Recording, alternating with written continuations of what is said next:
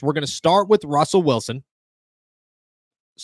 Came out yesterday from ESPN's Dan Graziano saying that the Pittsburgh Steelers tossed a very quote-unquote bizarre clause into Russell Wilson's contract, a vet minimum $1.3 million deal, I believe. Well, if he wants to leave, or if the Steelers want him to leave, $1.2 million, my apologies. If he wants to leave, or if the Steelers want him to leave, things are going to have to be negotiated because, quote unquote, Russell Wilson actually has a no trade clause in his Steelers contract, which is bizarre at $1.2 million. I've never seen that before, but it gives him some say in any trade, correct? You look at the situation and it's a weird one.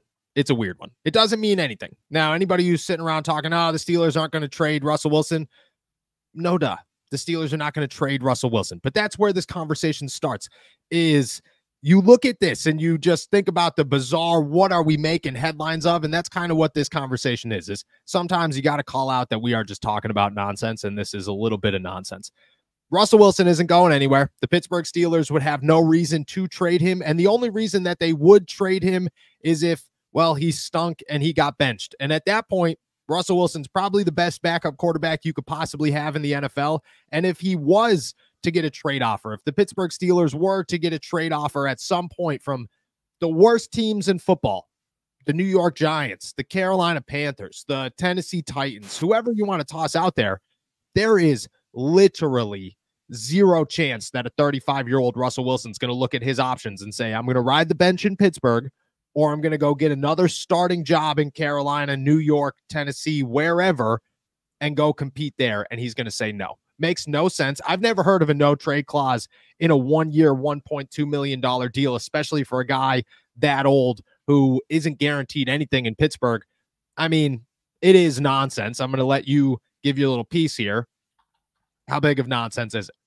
It's silly season. That's what it is. It's what do we make a headline out of? Like, and right now, a no trade clause for Russell Wilson on a 1-year deal. Who cares?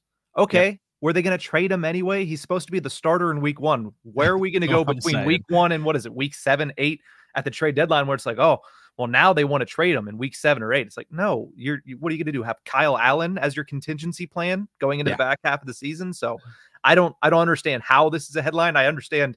I mean, sure, put it in the contract. It feels like it's such a small detail on a 1-year deal. Who cares? Yeah. But making a big deal out of it is a completely different set of craziness for June. Yeah, there's literally one team in the NFL, and maybe, I mean, tell me if I'm wrong, but there's literally one team in the NFL outside of the Denver Broncos who would never in a million years try to trade for Russell Wilson, who could possibly look at Russell Wilson as an option if he got benched in Pittsburgh, and that's the New York Giants. Because besides that, I mean, the second option might be Tennessee, and I mean, I'd rather Mason Rudolph go out there and see what you got in him than go trade for Russell Wilson. Just doesn't make any sense. It is silly season is the start of all this. I love every second of it, but at the same time, I feel like this entire show, outside of the cornerback competition that we're going to dive into, when we were coming up with what to talk about today, it was a lot of, this is wild. I can't believe this is where we are in this part of it. There's actual football to be played, and this is what we're talking about. But for anybody who's out there trying to make a big deal out of this, anybody who's entertaining this at all and wondering, oh, well, what does this affect? It affects nothing. You could look at the situation and say most quarterbacks probably have a no trade clause in their contract. The only reason that this is a big one is because it's a 1-year, $1.2 million deal.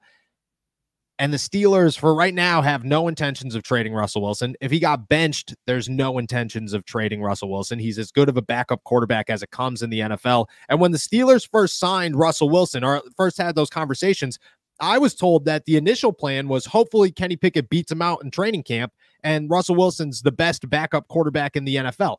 Obviously, Kenny would have to beat him out in training camp instead of earn or just be handed the starting job or pole position, as Mike Tomlin wants to say.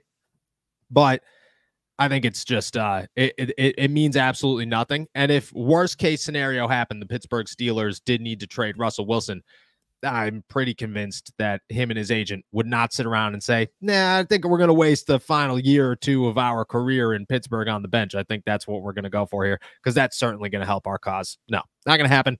No trade clause, whatever. I think the bigger storyline here is is there a real quarterback competition? But we'll dive into that in Latrobe maybe next week. I don't know. We'll get a little bit more by more as we go on.